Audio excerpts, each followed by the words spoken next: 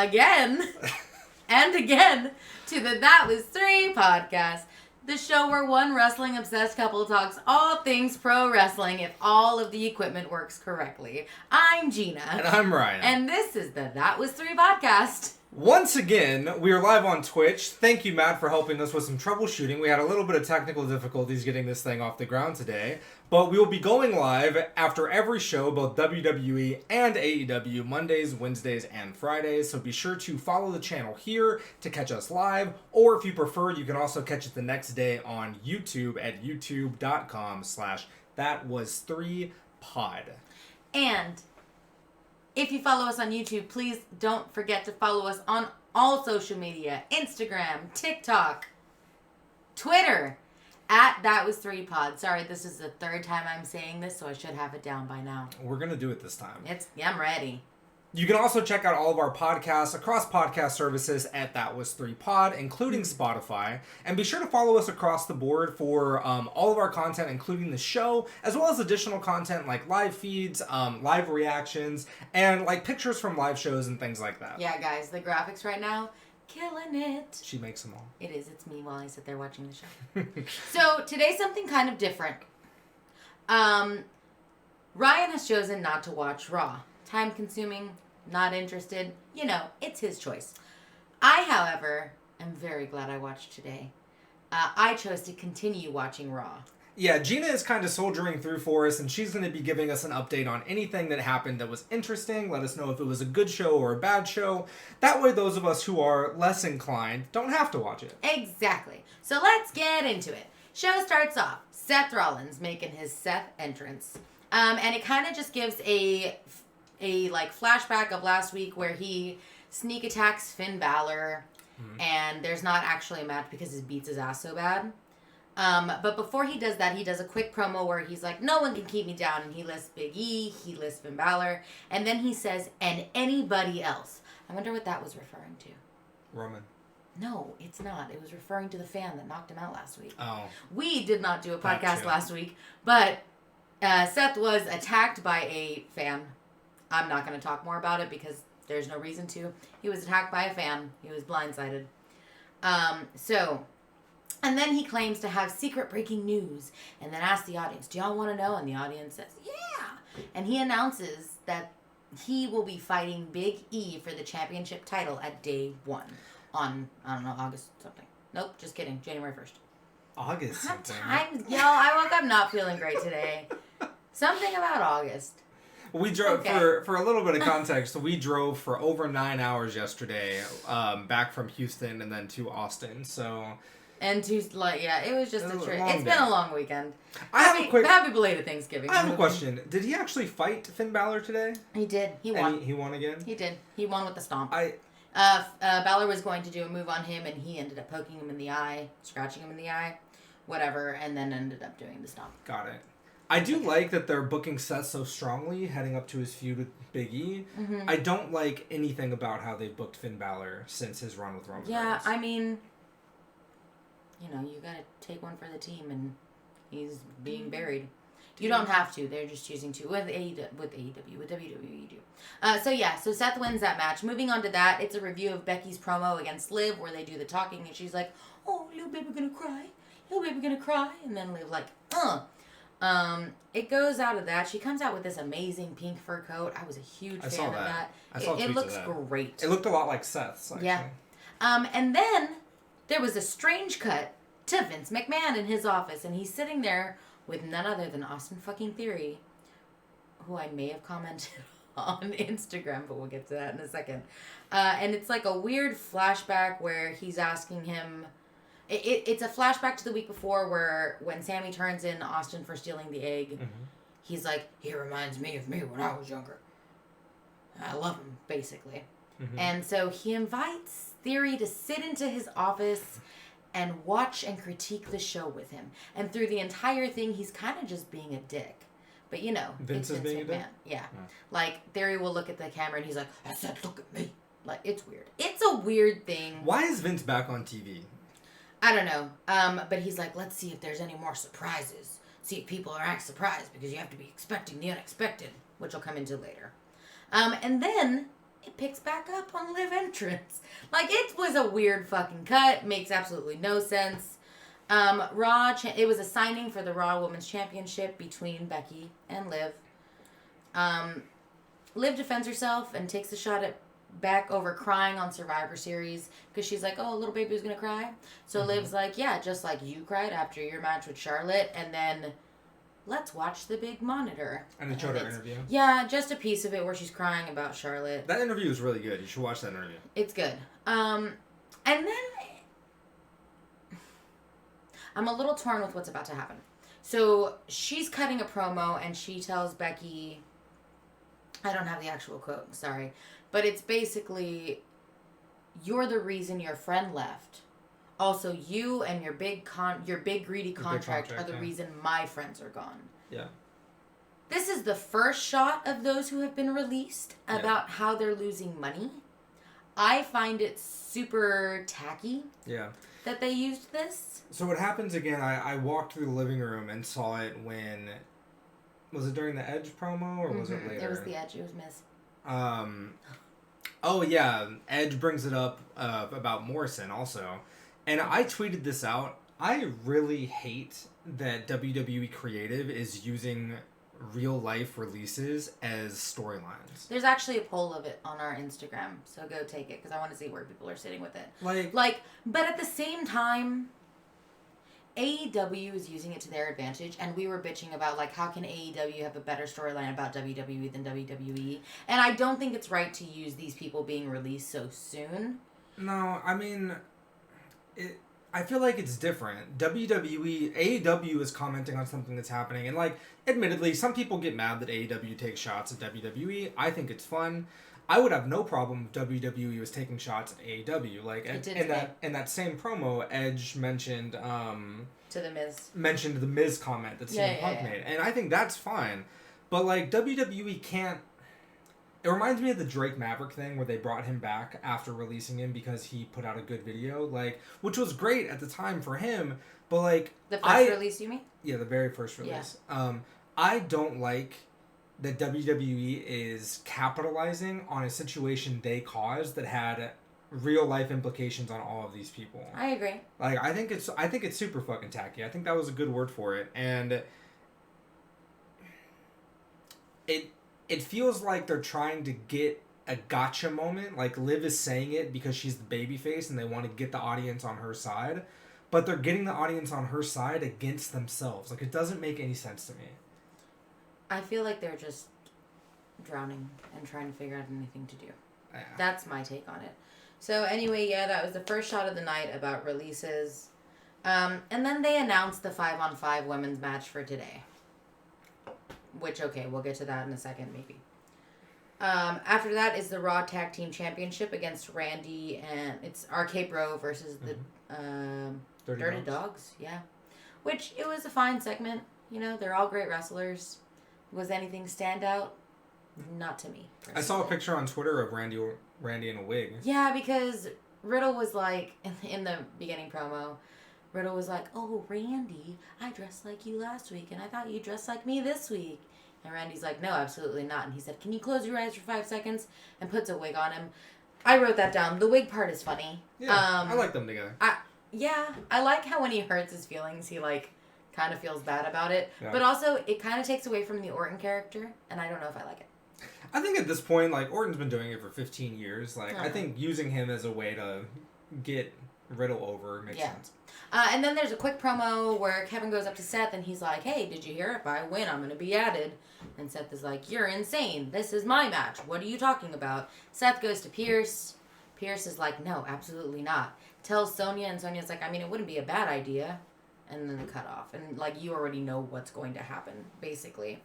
After that, Edge returns. But most importantly, The Miz returns. I'm so excited. This is why my voice is very tired. Who else? And Maurice! Guys! Who? Maurice! I'm so excited about this. This is what I've been looking forward to for so fucking long.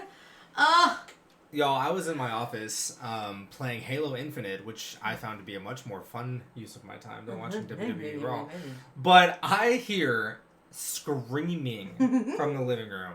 I'm not talking about like, oh my god. I'm talking about screaming from the living room. And I walk out thinking something amazing has happened. I'm like, oh my god, there's been some amazing return. A title change has happened. Sir, there has been an amazing return. Maurice. Miz and Mrs. walk into the ring. Oh, and their fucking outfits. They look good. Miz, and then she turns around and it says Mrs. and it's so cute. I am a Miz and Mrs. fucking stan. I love it. I'm so excited. Season 3 is coming out. They got renewed. Y'all, I've been feeling like shit all day long, and I felt alive for the first time all day, and like completely lost my voice. I honestly, when I great. first heard you screaming, I thought the Bellas were back. Oh no, Yeah. that would have been. I don't know. I was gonna say equally, but you I love Maurice. Love Maurice. So and Miz. weird. I do. I'm not a fan of either, frankly. I said a great time. Miz returns with Maurice. This is actually what I wrote.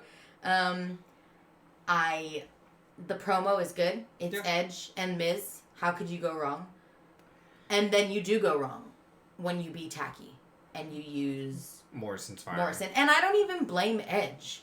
Because he's not the one who wrote it. I think that's the thing. Is it creative or is it them going off? No, it's creative. Point? It's scripted. Everything in WWE is scripted. Yeah, I feel like that really hit Miz. Because, like, they were real friends. They were tag team partners, like, way back when.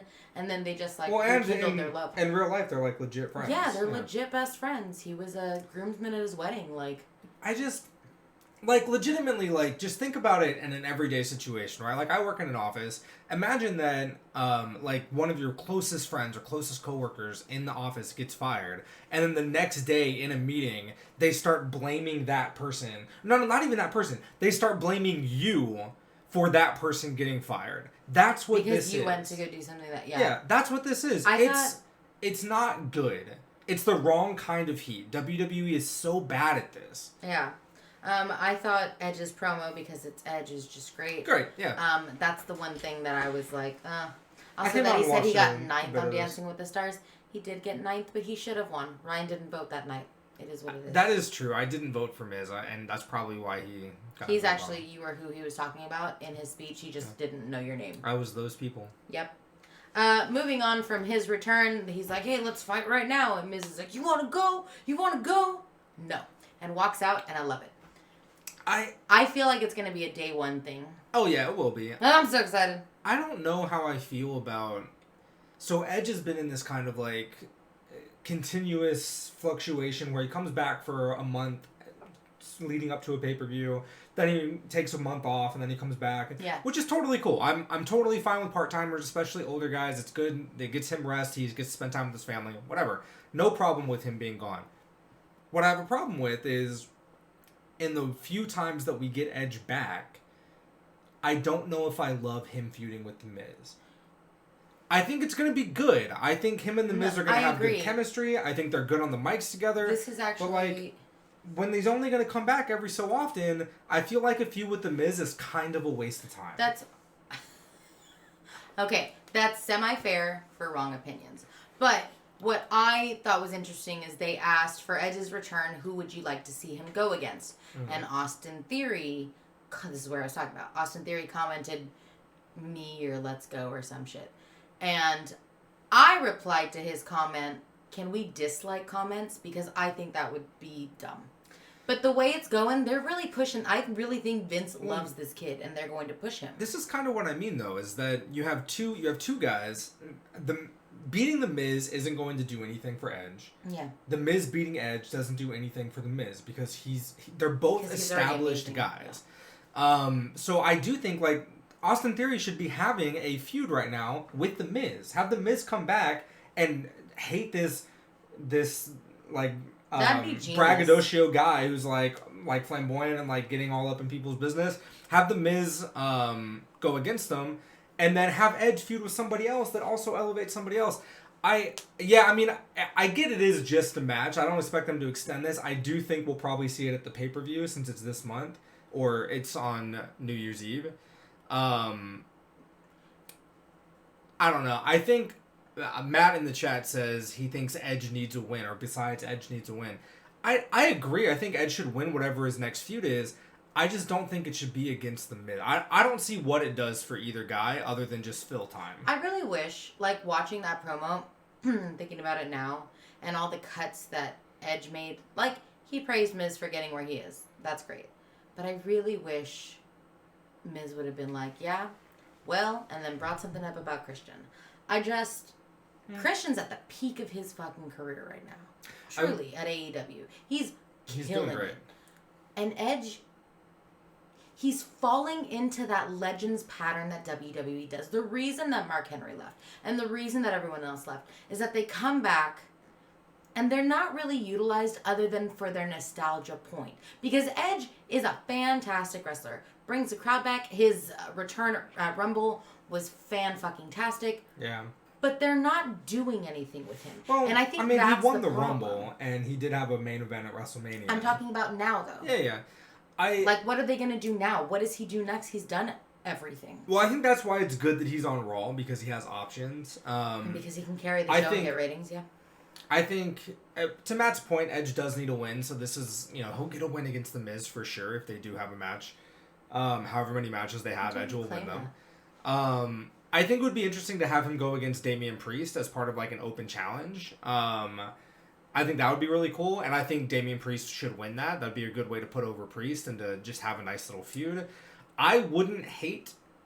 I think Finn Balor's the way to go. I think a feud with Finn Balor would be really good. I mean, they would be amazing in the ring. I think everything Edge has done since he's come back is good. I don't think there's much else they could do with him other than give him a title, and I don't see where he fits into that. I think you could potentially use Edge if he was on SmackDown to elevate the Intercontinental title, because they're not doing anything with that title on SmackDown. That exists.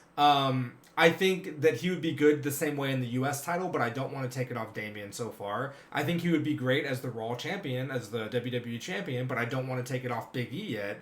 So he's just kind of in this state. It's kind of like AJ Styles, too. Like, unless they put him back in the title picture, there's not really much for him to do. And right now, there's no one for him to beat unless they want to either upset Roman, which isn't going to happen, or take it off E, which I don't think anybody wants them to do. Yeah, that's fair. Alright, so that happened, and immediately after that, it was Street Profits versus the Alpha Academy. AJ enters. Last week, they sprayed him in the face. They sprayed him in the face with smoke. He got the smoke.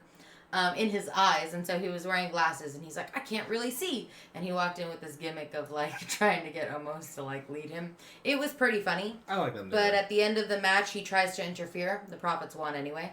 And Omos is like, what the hell? It's in my house. And AJ's like, what? It was... AJ's just great, you know? AJ is great. He plays funny so well. Yeah. And that was it. That was that little bit. Street Profits won. It was a good match. I mean, yeah, I think one of the things we're seeing with WWE right now is that they don't know how to tell stories when the title isn't involved. I think that's an issue that we have in WWE a lot, where the only really matches that they build up to that have any sort of meaning are title matches. And when you have a legendary run from Roman, who God knows when that's going to end, and God knows who should beat him. Like, I honestly don't know who on the roster should beat Roman at this point. Yeah. I don't think the person that's deserves to beat Roman at this point. Well, I think there's plenty of people who would be good, but WWE isn't pushing them. I don't know who they could have him. Anyway, it doesn't matter. And then on the WWE's Raw side of things, Big E just got it, and like, we'll see how this thing with Seth goes. I really hope they have Big E win. My fear is that they will have Seth win because he's a known commodity and he's really good. Yeah. I hope he doesn't, though. But I think the issue that we have right now is that they don't know how to tell stories that don't have the title involved. So, like, Edge versus Miz, I don't really care about. Anything they do with Kevin Owens, I don't really care about. AJ Styles, you don't really care about. And the problem is that you can't even slot them into other title divisions because the tag team titles don't matter. Nobody gives a shit about, like, the tag team titles. Yeah. The U.S. title and the Intercontinental title are subpar. So, like, if you don't have the WWE title, you don't have the Universal title, it's kind of like you're just in a holding pattern until something more important happens. Yeah. That's very fair. Moving on.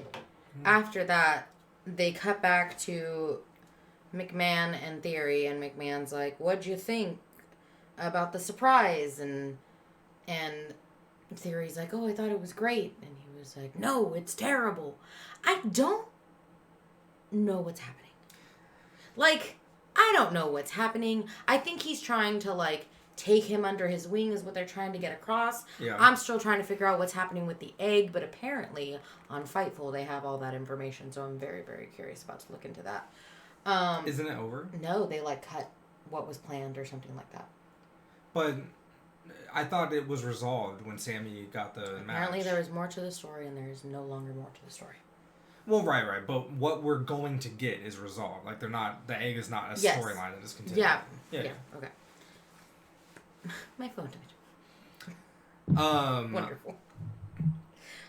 Okay. Well, so one of the things that was interesting about Raw this week that I saw, like, them announce on Twitter is the 5 versus 5 Team Liv versus Team Bex. And which is weird that they announced that on Twitter, considering that it was announced today. Does that make sense?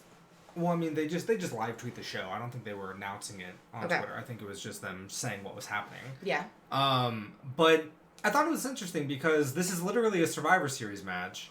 I mean, not exactly, like, it's not an elimination style match, but you're having a 5 versus 5 where you're basing it on a storyline. When we just had an entire pay-per-view where the premise is 5 versus 5, where they did nothing. The teams were just totally random and there were no storylines involved. Yeah. What the actual fuck? Like, how are we getting a 5 versus 5 women's match with... I mean, the storyline's not great, don't get me wrong, but at least it's an attempt, when at Survivor Series 2 weeks ago, there wasn't even an attempt. Like, I don't get it. The WWE doesn't make any sense to me right now. I feel like right now... You know how sports are having a rebuilding year? I feel like WWE needs a rebuilding year, and this might be what it is. Well, I think the problem with that is that during a rebuilding year, the goal is to rebuild. And, like, specifically, shout out to the Spurs, if you're trying to, like, be bad while developing young talent, the goal is to develop young talent. But I think they're not doing that. But I think they are.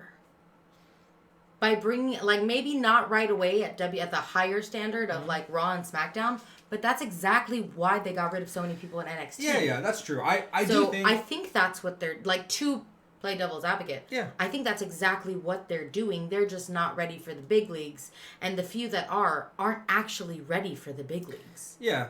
I do agree. I think with NXT 2.0, for example, I don't agree with the way WWE thinks about wrestling. Like, I think their idea of it's entertainment first, not wrestling, and their idea that you have to be 6'5" and, like, you have to be under a certain age and all that kind of stuff, I don't agree with that. But if that's how they feel, I do agree that changing NXT to what it is and changing the Performance Center to what it is now makes sense, because they will build stars that they actually want, as opposed to, like, bringing guys up like Keith Lee and like Karrion Kross who have the potential to be good. Like, Karrion Kross could have been the one to defeat Roman Reigns and end his streak. Like, that, and there's a different universe where that could happen and be believable and be good. But WWE never believed in it. He wasn't their guy. Keith Lee could have done Keith Lee could have done it too. Keith Lee would have been a prime person to beat Roman. But they're not... Nobody's beating Roman, but, you know. They're not their guys. They're not their hand-picked people. And it was actually interesting. I heard there was a comment by Tyler Breeze on Renee Young's podcast, which I highly recommend, by the way. Fantastic. Renee Young is such an excellent interviewer. But he made a comment that he actually liked being a second-tier guy, that the way he defined his career wasn't by titles or, like, main events or anything like that, but rather by whether the other people in the locker room were happy when they saw they had a match with him, because he would make them better and he was good in the ring. And I thought that was really cool. But he also mentioned that somebody had told him, I forget who it was, but somebody had given him the advice that WWE handpicks their guys. And Dolph Ziggler told him this, actually. WWE handpicks their guys, and they will push their guys as far as they can. And even if you steal the ball from them, you have a match with them and you steal the show and the fans like you now, they will still go back to their handpicked guys. And I think that's what WWE does. And the way they've set up the Performance Center and NXT, if that means the entire roster is their guys and that way they actually push everyone, then that's great. But this holding pattern that we're in right now, where they have a relatively small roster on Raw and SmackDown, and we're kind of getting these same feuds over and over again. I don't know how much longer this is sustainable. I don't think it is, and I think that's the problem. I think that's the issue, is that this isn't sustainable. Yeah. And recently, somebody tweeted, "Where do you see WWE in 5 years?" And they said sold. Taya Valkyrie said that. Taya Valkyrie, yeah. That's who it was. I was like, somebody said it, and I was like, yes, bitch. Anyway, how was the 5 versus 5 match though? Because I didn't watch almost anything of Raw. I caught the Edge promo, just a few bits of it, and I caught the very end of the main event. But other than that, I didn't see. The 5-5 match was good. That's the thing.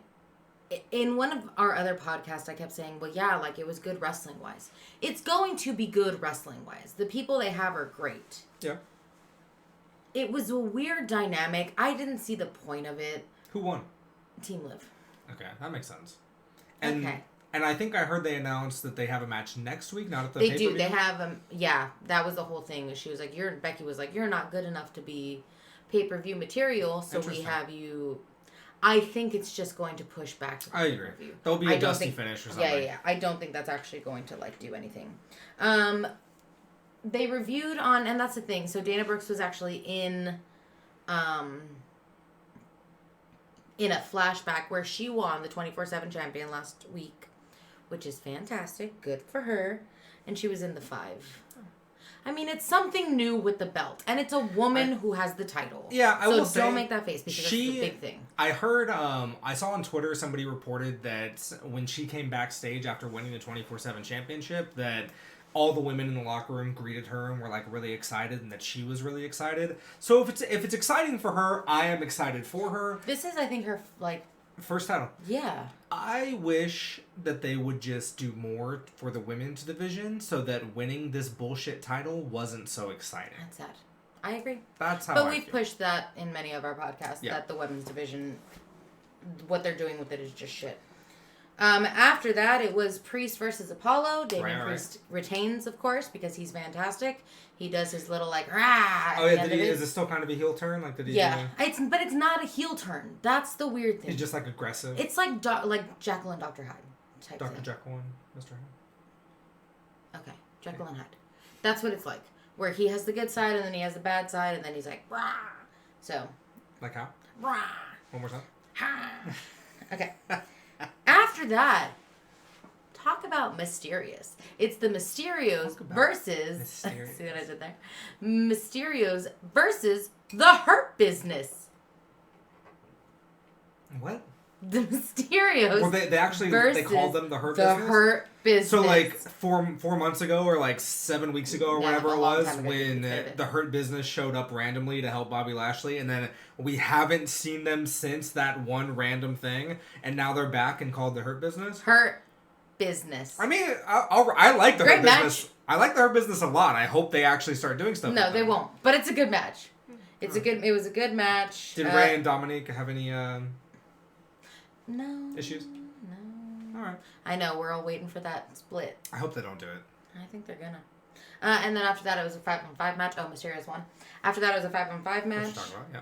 And then it was back to Vince, and I put, what is the point of this nonsense? And he's like, hey, expect the unexpected. And he was like, thank you, sir. And Vince slaps the shit out of him. And then he's like, you have so much to learn. It makes no sense. The Hurt Business were like the Hurt Side Project. Yeah. More like the Hurt Hearts. Because what are they doing with anybody? I heard from when I was in my office, I heard the TV. It sounded like they played the same Bobby Lashley promo that we got at Survivor Series. Was it the same one or was it different? I think it was the same one. It's that promo makes it feel like they're trying to push him to be a babyface. Like, that's not a heel promo. I don't know, man. Go home, creative. You're drunk.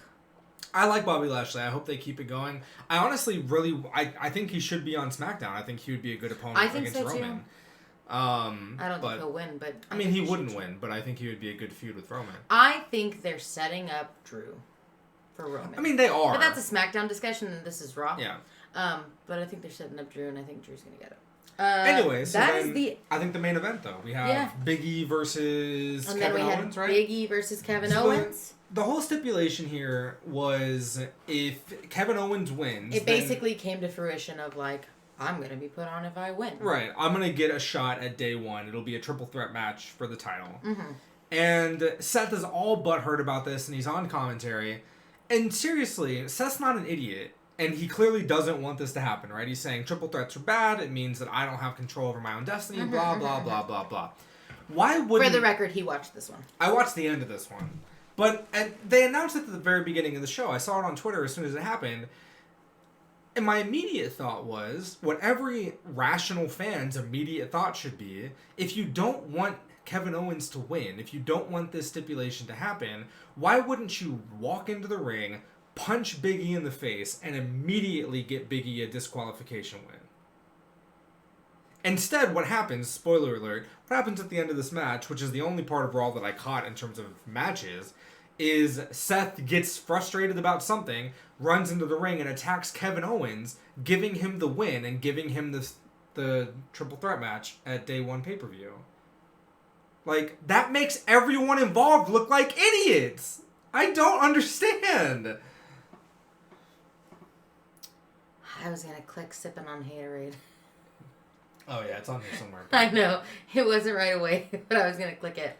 Yeah, and then, you know, Kevin Owens is now part of a three-way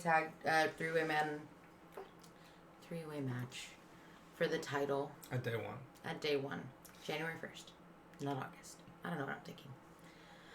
And that was Raw.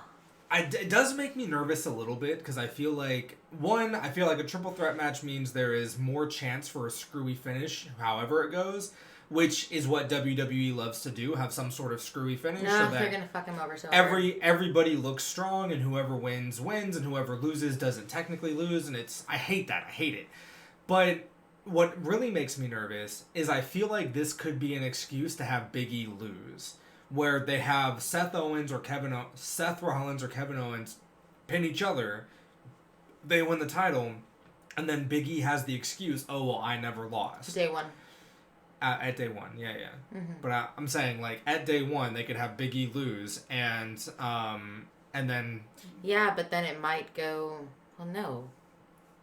Yeah, I feel like they're going to fuck over Big E, just like they fucked over their own company. I really hope that doesn't happen. I really hope Big E holds it at least to WrestleMania next year. Who knows? But we'll see. What did you think of... Matt in the chat says Kevin Owens is going to take the pin either way. I agree with that. Whoever wins, Kevin Owens is taking the fall. Yeah. Because Kevin Owens is definitely not winning. That's why I really hope he jumps to AEW when his contract is up. Well, his contract is up soon, which is also interesting. He's talked about it. Like, he's not talked about it, he's mentioned it. Yeah. I don't know. We'll see. At least they're building to something. Like, we're back to that monthly schedule of WWE pay-per-views where we'll get, 3 weeks of a build to these matches. Yeah. I do worry. I mentioned it last month, that I kind of liked that Raw felt fresh. We were getting a lot of different matches. We were getting a lot of different feuds. And I said that I was worried that Survivor Series was the cause of it, because the nature of Survivor Series is you can't build same show feuds. Yeah. So I wondered if when we got past Survivor Series, if they would go back to rematch after rematch after rematch. I hope they don't, but if I had to bet, I would say next week we're getting some version of Big E versus either Seth Rollins or Kevin Owens, or we're getting Seth Rollins versus Kevin Owens. Like, we're going to get some combination of those three in a match. Well, yeah, we're going to. But that's a given. We're going to get some combination of Liv Morgan and Becky Lynch in a match. But those have to be givens is what I'm saying. They don't, though. You don't, like... This is what we talk... In WWE world, those are given matches because they're trying to build their story because they fucking suck at it. But but that's my point. You can build a story without having to have the same match over and over and over again just to build into the same match at a pay-per-view. I understand. Like, I get that. Right. I'm just saying, I'm expecting them to be better. You're expecting a cow to go neigh when the cow is going to go moo. Does that make sense? Yeah. Did that make sense? It did. No, it did make sense.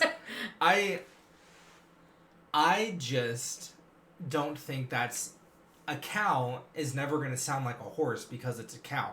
These are humans that have full control. You're trying to make a bird talk. These are new humans word. that have full control over their show. Trying to teach they a can parrot book a whatever new they word. want. Book better. Bruh, Book better. they haven't booked well in a minute. So, except for when The Miz returned with Maurice today. That was a good booking. I stand by it. We'll see. I'm so I hope she excited. stays. I came to play! I like Maurice, and I think Me Miz is too. better when he has someone to play off of, so now that Morrison isn't I there, it think makes they're sense. bringing her back, and the reason that, like, I think they're bringing her back to fight. You disgust me. I hope they do, though, because that is also a feud of the Bellas.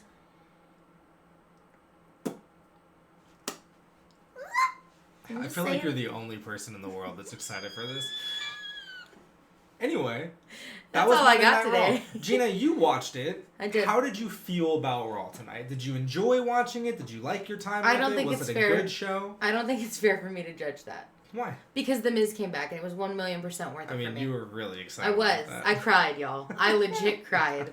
I've missed him on TV. He's my, like, other than Drew and Roman, like, I actually think I might like him more. You do like him more. I do. That's a fact. Like, I'm a big fan. I'm a big fan of Maurice and him being like, my wife has returned. I will tell you, if she does come back, like, in ring ready to fight, I will be pissed that her entrance wasn't more grand and taken over by that segment. I will say that. She's here to promote their reality show. Well, you know what? It's a great fucking That's why it's reality at show. Miz and Mrs. Well, check us out on Wednesday for our live reaction to AEW Dynamite, and come back on Friday for both SmackDown and Rampage that we will do all in one show. Yes, and also follow us on our Instagram and Twitter, because I believe this week I am doing a new little segment. That's all I gotta say for now until I find out what it is. For All sure. right. Well, we'll see y'all next time. Bye.